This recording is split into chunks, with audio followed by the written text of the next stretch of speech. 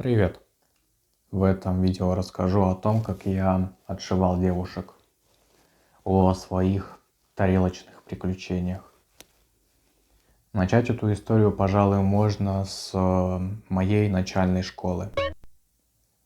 Тогда ко мне девочки еще приставали, а я их тогда жутко боялся. Вот. В памяти отложился случай, как меня к стене прижимала девочка, а я в страхе в стену вжимался. Вот такое было.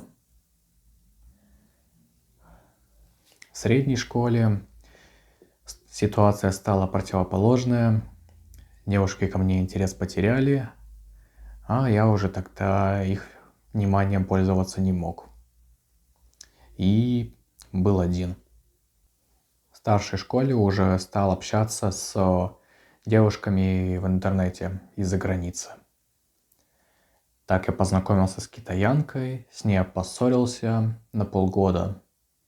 И в этот промежуток времени начал общаться с девочкой из Манчжурии. Она мне отправила свои фотографии, и она мне не понравилась. Вот, казалось бы, глаза, брови, нос, рот, волосы, уши, все на месте. Чего мне там брезговать? Но, тем не менее, что-то в ней мне не нравилось. Она была очень заинтересована во мне, я в ней не очень. И вот снова стал общаться с китаянкой. И с той маньчжуркой постепенно общение становилось все холоднее, холоднее и со временем сошло на нет. Второй случай был уже в Корее. Там мне нужно было знакомиться с людьми, чисто для того, чтобы хотя бы выжить, иметь какие-то контакты.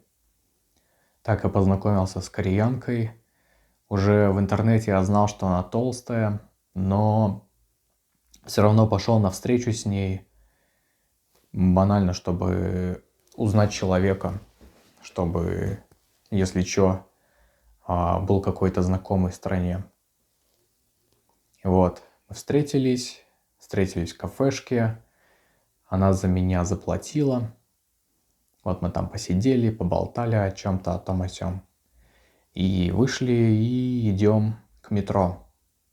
Она меня схватила за руку, я руку в карман, и вот так вот идем. И вот дошли мы так до метро, и она очень требовательно просила меня поцеловать ее в щечку. Ну, чмокнул и разошлись. Общаясь в интернете, все общение я сводил к френдзоне, и она неохотно соглашалась. Ну, то есть я собрал целое комбо. И тарелочником был, и во френдзону закинул. Ну, просто замечательно. И третий случай, самый такой дикий, был с тайкой. Эта тайка, я ее встретил в клубном районе в Корее. Там мы были с русскими, занимались всякой фигней. И вот увидели ее, там как-то контактировали с ней. Она, насколько я помню, моего друга домогалась, и он из-за этого боялся ее как огня. Она еще выглядела так старовато, как будто ей лет 50, насколько я помню. Еще вместе с этим она была модной. Носила какую-то майку с вырезом здесь вроде. Живот было видно. На руках всякие там цепочки, кольца, всякие блестяшки. Как она говорила, это ей все любовники подарили. Ну вообще дикость. Вы бы это видели. И вот, несмотря на то, что мой друг ее боялся и Мы все никак не могли понять, транс она или нет. А, Она еще, кстати, маску носила. Так тяжело было понять. И вот уже утро наступало, все расходились, и я решил ее все-таки отыскать. И вот я уже был один, встретился с ней, там о чем-то поболтали и пошли в Макдональдс. Там она за меня заплатила, о чем-то поболтали, надала свой контакт и разошлись.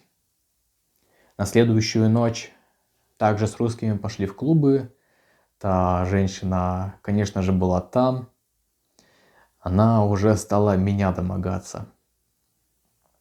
Там предлагала отойти куда-нибудь.